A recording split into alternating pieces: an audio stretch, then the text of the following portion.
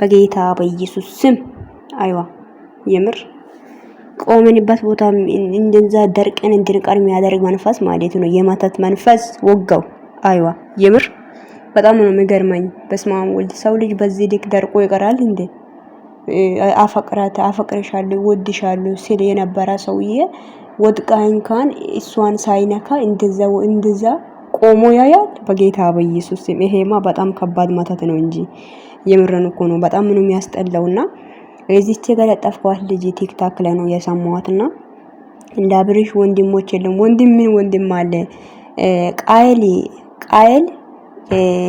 አቤልን ነው ባለው ቃየል አቤልን እንትን እንዳደረገ መጽሐፍ ቅዱስ ላይ አለ አይደል? እንደዛ ነው እና ወንድሙን እንደገደለ ይሄ ነው የቆመበት ቦታ የዘረፈው ይሄ ወንድም ነው ተብየው እንደዛ ነው እንጂ ይሄ ኤፍሬም ለአብርሽ ወንድም አይደለም። ገባችሁ?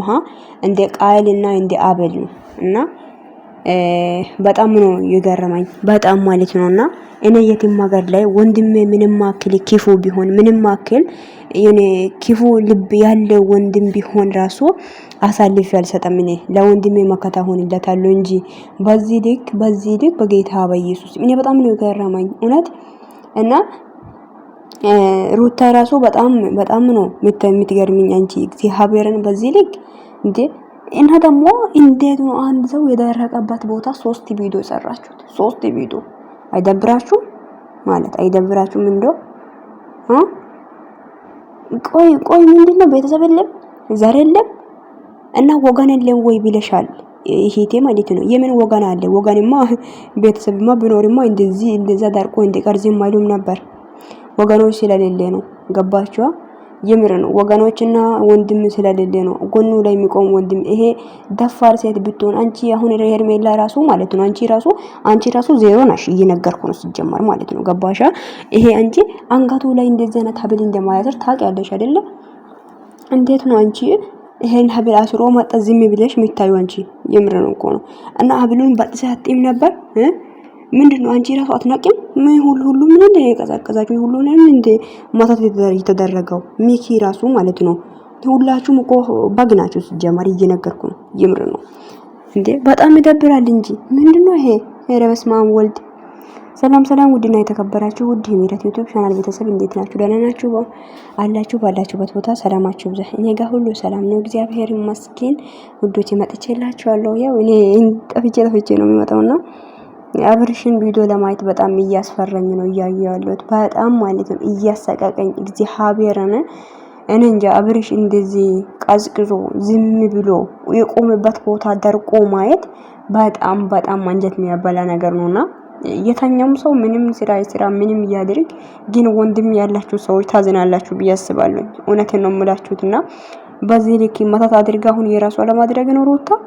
ኧረ በስመ አብ ሩታ፣ አሁን ይሄ ማታትሽ ለነገ ወይ ለዛሬ ነው፣ ግን ለዘላለም ካንቺ ጋር አይኖርልሽም። አታገኙም። አብርሽን እየነገርኩሽ ነውና ለማታገኙ ነገር ዋጋ ባትከፊ ጥሩ ነው። አታገኙም። አብርሽ ነገ ወደ ራሱ ይመለሳል፣ ወደ ህይወቱ ይመለሳል። ሄርሜላም ደግሞ አንድ ርስታንት አድርጋ ወይም አንድ ተረታ ወደ ራሱ ትጠጋለች። አለቀ፣ ጨርሰናል፣ ተጠናቀቀ፣ ተከናወናልሽ። አንቺ ራሱ ይከናወንልሻል። ቆይ ጠብቂ አንቺ። የምርን እኮ ነው። በዚህ ልክ ግን ወንድ ልጅን ለመያዝ መሞከርሽ ራሱ ይሄ ለሴትነትሽ ክብር እንደሌለ ነው የሚያሳየውና አንዳንዴ ለሴትነትሽ ክብር መኖር አለብሽ። አንዳንዴ ራስሽን ማስከበር ሊመጂ፣ አንዳንዴ በራስሽ እንኳን መስራት ሊመጂ። ገባሻ? ይደብራል በእውነት በጣም ነው የሚደብረውና ሰው ብቻ እና አብርሽ ነገር ይወት አሁን ምንድነው አሁን እዚህ ቆሞ የምርን እኮ ነው በቃ የኔ ዳክሞ የኔ ከማሳ ወጣ ጀቤ እንትን በሬ ነው የሚመስለው። ማሳ ላይ እንትን አርጎ አበስሎ የመጣው በሬ ታውቃላችሁ? በቃ እንደ በሬ ድክም ብሏል። በቃ የምር ነው የምላችሁና ይሄ በጌታ በኢየሱስ ይሄ ምን አይነት ነገር እንደሆነ አናውቅም። ብቻ ፈጣሪ ያውቃልና ለማንኛውም በጣም ነው የምታስጠሉት፣ በጣም ነው የሚደብረው ይሄ ነገር። እውነቴን ነው የምላችሁት። እንደዚህ አይነት ነገር ግን ኢትዮጵያ ውስጥ ግን እንዴት ነው እየተካሄደ ያለው ነው የኔ ጥያቄ።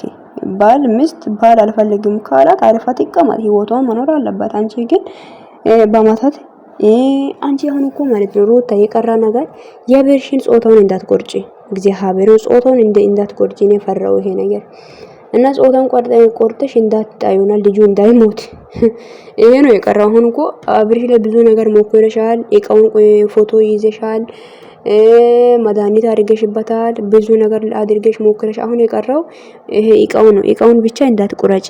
ይሄ ነው ይሄ መልእክቴ ማለት ነውና ለማንኛውም ውዶች ቪዲዮን ሼር አድርጉ። መልካም ቀን ይሁንላችሁ ባይ